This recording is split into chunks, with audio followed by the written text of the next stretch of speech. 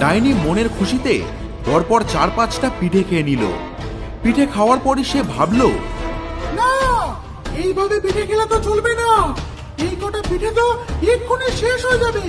বরং এক কাজ করি, আমি এই পিঠে দিয়ে গাছ বানাই। গাছে বড় বড় পিঠে ঝুলবে আর আমি সারা বছর খেতে পারবো। ডাইনি মাটি খুঁড়ে গর্ত করে সেই পিঠেগুলো ঢেলে দেয়, তার উপর জাদুর তরল ঢালে। জাদুর তরলের ফলে মাটি খুঁড়ে সেখান থেকে বেরিয়ে এলো এক অদ্ভুত গাছ, আর মুহূর্তের মধ্যেই তা বিশাল আকার ধারণ করলো। শাখায় শাখায় ঝুলছে অসংখ্য পিঠে, ছড়া পিঠে, পাটিসাপটা, পুলি পিঠে, গুড়ের পিঠে, দুধের পিঠে, নানা ধরনের পিঠে। এবার আমার পিঠের কোনো অভাব হবে না। কিন্তু কিন্তু এই একটা গাছ দিয়ে আমার হবে না। আমি অসংখ্য গাছ বানাবো, আর এর জন্য প্রতিদিন আরো পিঠে চুরি করতে হবে। সেদিন থেকে শুরু হলো এক অনবরত পিঠে চুরির কাণ্ড। গ্রামের সব ঘর থেকে পিঠে উধাও হতে লাগলো। পিঠে বানানোর আগেই হাওয়া গ্রামবাসীদের মধ্যে রটে গেল গ্রামে এক পিঠে চোর ঘুরছে।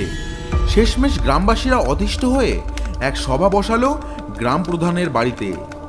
না না, এ খুব অনাচার হচ্ছে গ্রাম প্রধান মশাই, আপনি এর একটা বিহিত করুন। হ্যাঁ হ্যাঁ, এইভাবে চললে আমরা তো শীতে পিঠেই খেতে পারবো না। হ্যাঁ হ্যাঁ, ঠিক বলেছেন, এর একটা বিচার চাই। সেদিন আমার বউ পুলি পিঠে বানিয়ে রেখেছিল, ফিরে এসে দেখি থালা খালি। বলুন তো এভাবে কি করে চলে? যা পরিস্থিতি পড়েছে, এবার তো মনে হচ্ছে আমাদের পিঠে কিনে খেতে হবে। কিন্তু পিঠে বিক্রি করবে কে? হ্যাঁ হ্যাঁ, এর একটা বিচার চাই। গ্রামবাসীদের আলোচনার মাঝে আড়াল থেকে এই সব কথা শুনছিল সেই পিঠে চোর ডাইনি। আরে বাস, একটা হেভি আইডিয়া এসেছে। ওরা পিঠে পাচ্ছে না, আর আমার কাছে আছে পিঠের গাছ। আমি যদি শ্মশানে পিঠের দোকান দিই, তাহলে ব্যাপারটা কিন্তু জমে যাবে। এই গ্রামবাসীরা সবাই আসবে, পিঠে কিনবে, আর আমি তো লাখপতি হয়ে যাব।